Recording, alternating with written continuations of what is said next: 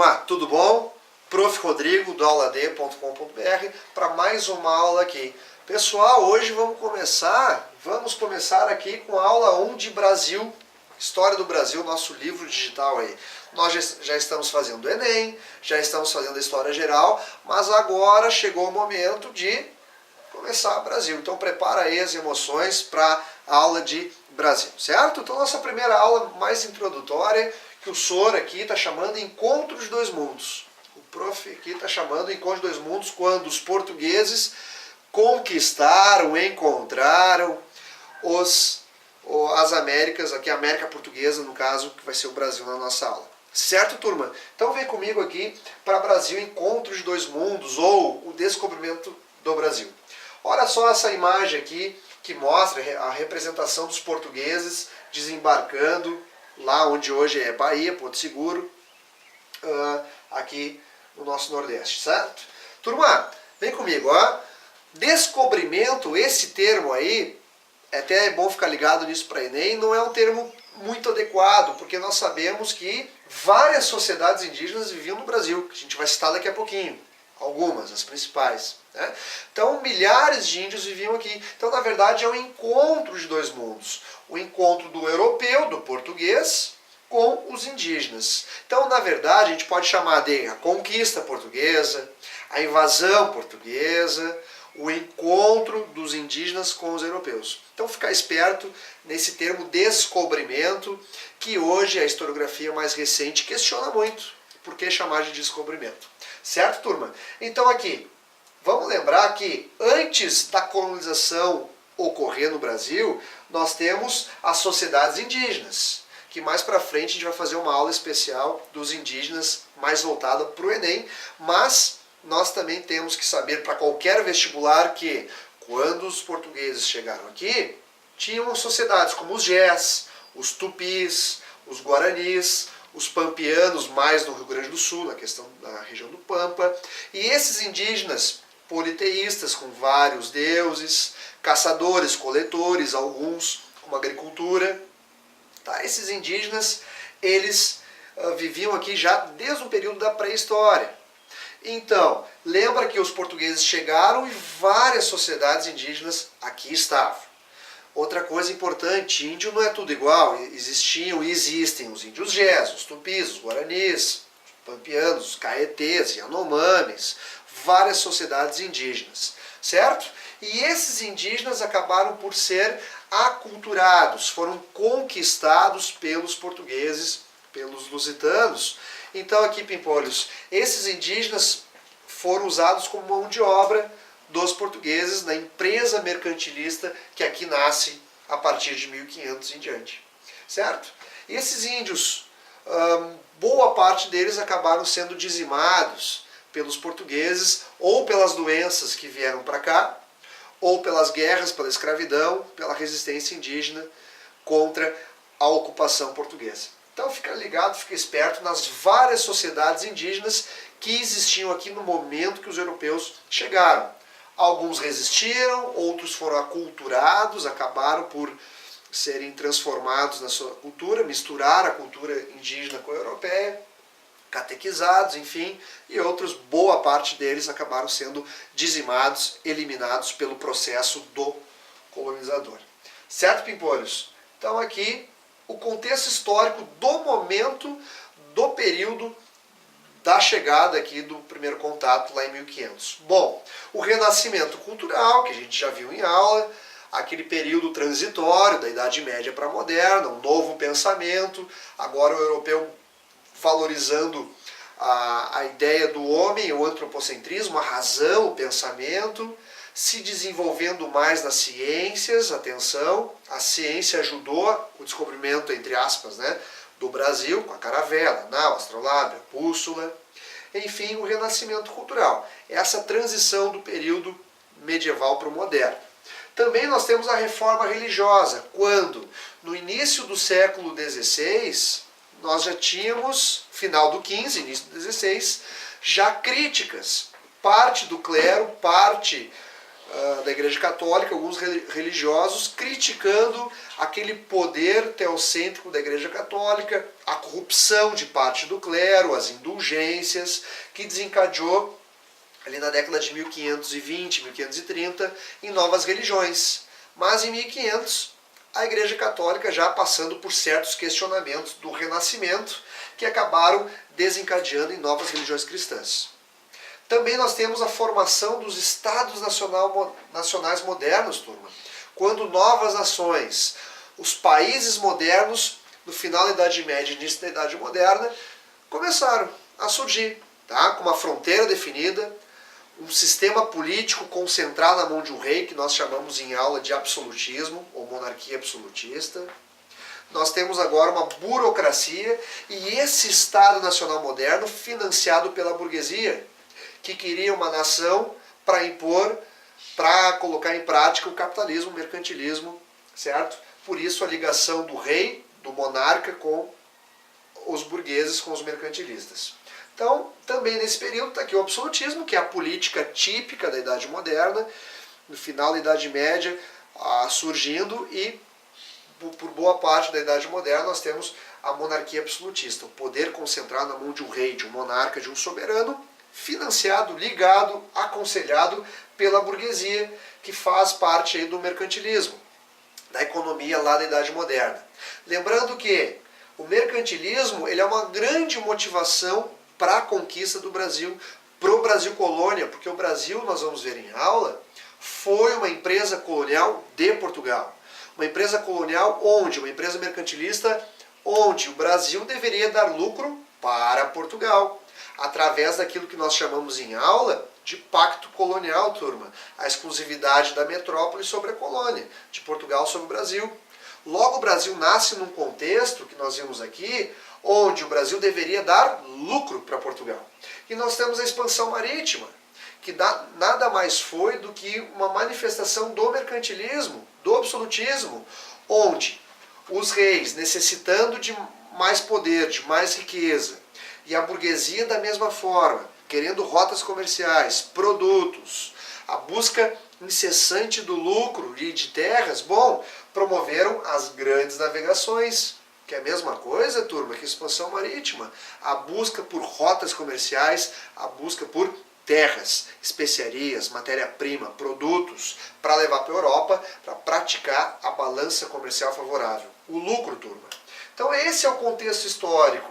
Principalmente aqui, o absolutismo e o mercantilismo financiando navegadores, financiando aventureiros para descobrirem rotas comerciais e terras. E o Brasil nasce nesse contexto histórico aqui, certo? Que a gente já está estudando lá na Idade Moderna, lá na parte de História Geral.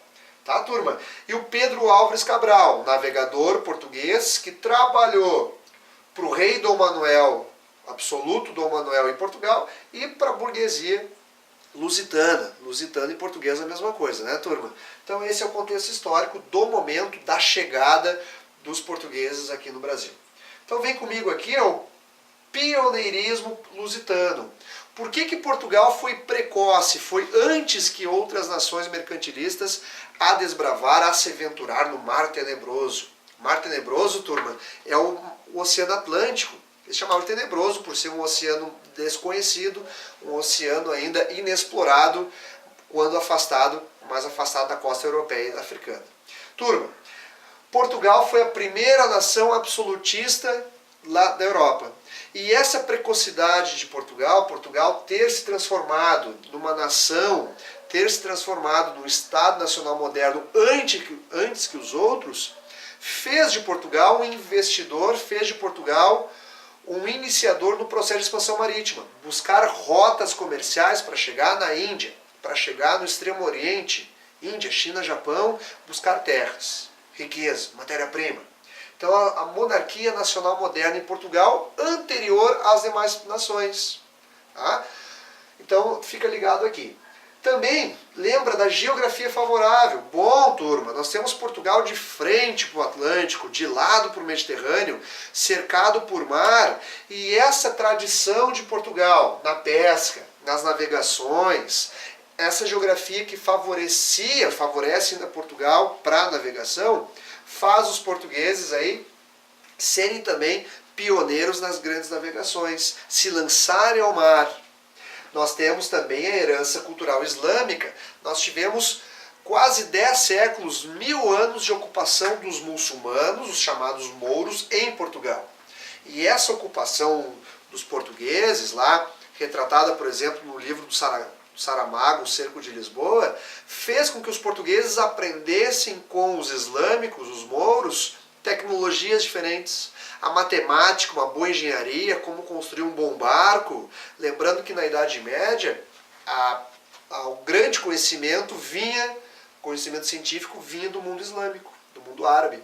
E os portugueses expulsaram os muçulmanos, sim, mas acabaram por aprender bastante aspectos científicos que ajudaram nas grandes navegações. A tecnologia náutica, uma boa nau, uma boa caravela, astrolábio, bússola, como ler as estrelas para se mapear, para conseguir se guiar no oceano. Tudo isso os portugueses conseguiram desenvolver com a herança cultural islâmica e essa tradição que Portugal já tinha com a pesca, com a lida no mar. Tá? E a Escola de Sagres, que não foi uma escola, uma instituição física, um prédio, bem-vindo à Escola de Sagres, não, mas uma filosofia, um estudo científico voltado para o mar que Portugal desenvolveu. Tudo isso aqui, turma, junta isso aqui, soma isso aqui, dá Portugal como pioneira, como a primeira a se lançar ao mar. Lembrando que, o prof não escreveu, mas é importante, a conquista da cidade de Constantinopla pelos turcos. Os turcos otomanos conquistaram uma cidade chamada Constantinopla, que é a atual Istambul, na Turquia, e essa cidade, que era um elo do comércio europeu com o Oriente, da Europa com o Extremo Oriente, controlada pelos muçulmanos, fez com que Portugal pensasse antes que os outros uma alternativa. Bom, se agora não dá ou está muito difícil de navegar pelo Mediterrâneo, que está controlado pelos muçulmanos, vamos explorar o Atlântico, vamos explorar o Mar Tenebroso, costear a África, que em algum determinado momento nós portugueses vamos chegar na Índia, que era o grande objetivo dos portugueses nesse comércio com o Oriente, a Índia, o Extremo Oriente, certo?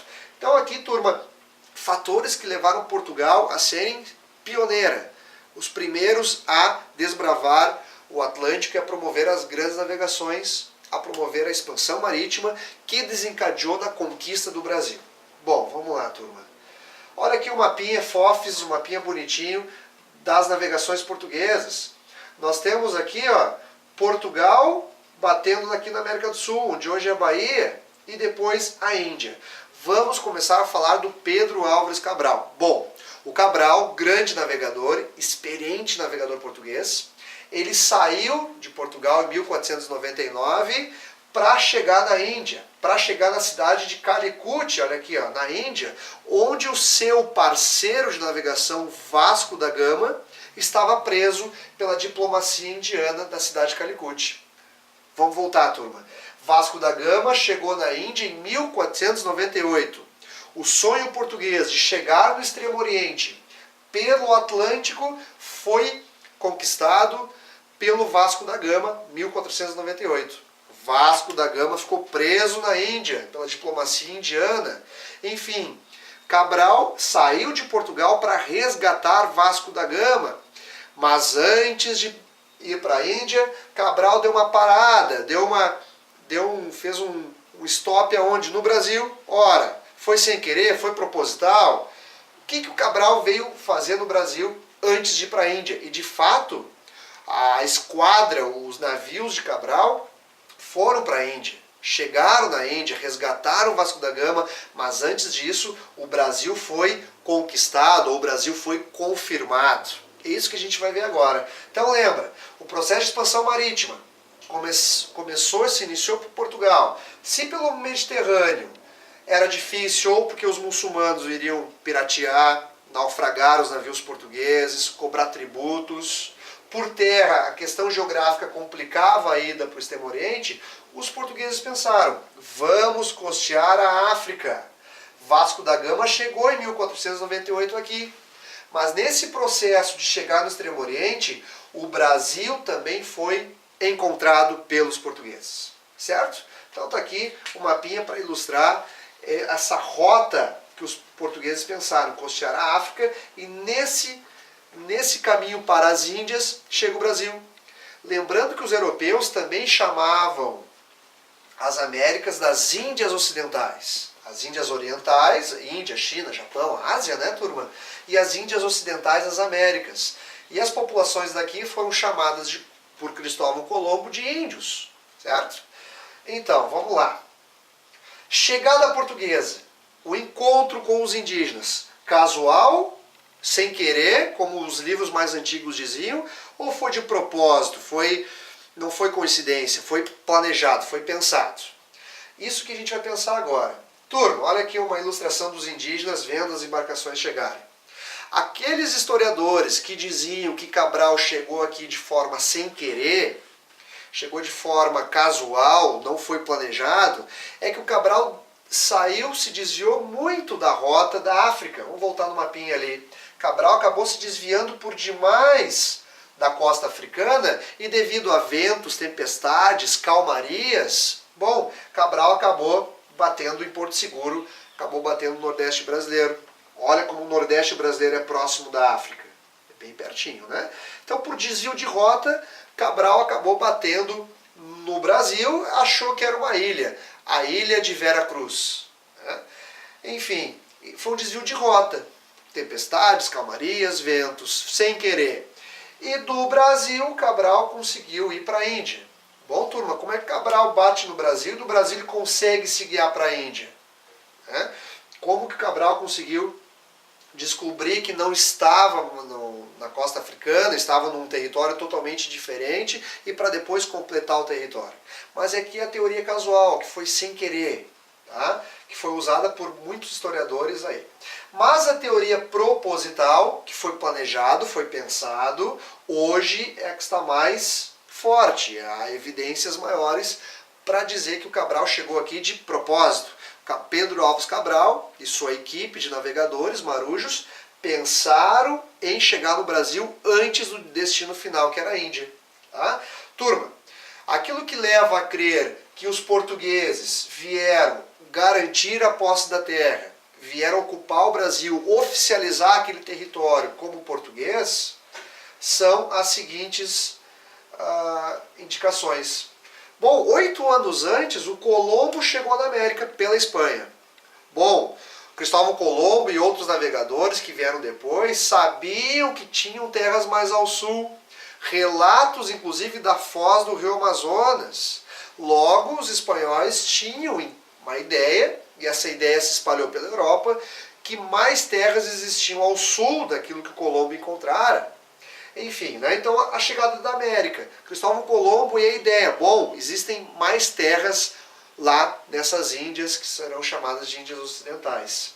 E principalmente, Pimpolhos, o Tratado de Tordesilhas. O Sor aqui escreveu 2 tratados, né? Ignora, profianta aqui, não, é um tratado só. O Tratado de Tordesilhas, certo? Onde portugueses e espanhóis dividiram o mundo entre eles. As duas maiores potências mercantilistas dividiram o mundo, de um lado a Espanha, de um lado Portugal. Tá? 370 léguas afastado da ilha de Madeira. Bom, tá lá a linha imaginária de Tordesilhas.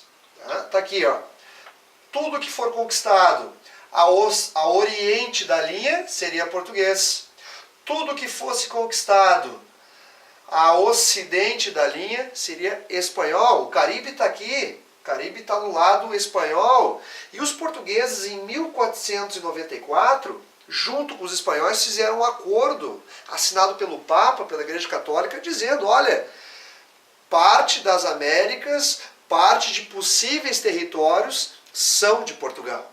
Portugal vai fazer um tratado sem ter a ideia ou a mínima intenção de chegar aqui, ou Portugal não desconhecia totalmente, ou tinha já uma ideia, no mínimo uma ideia que mais terras existiam.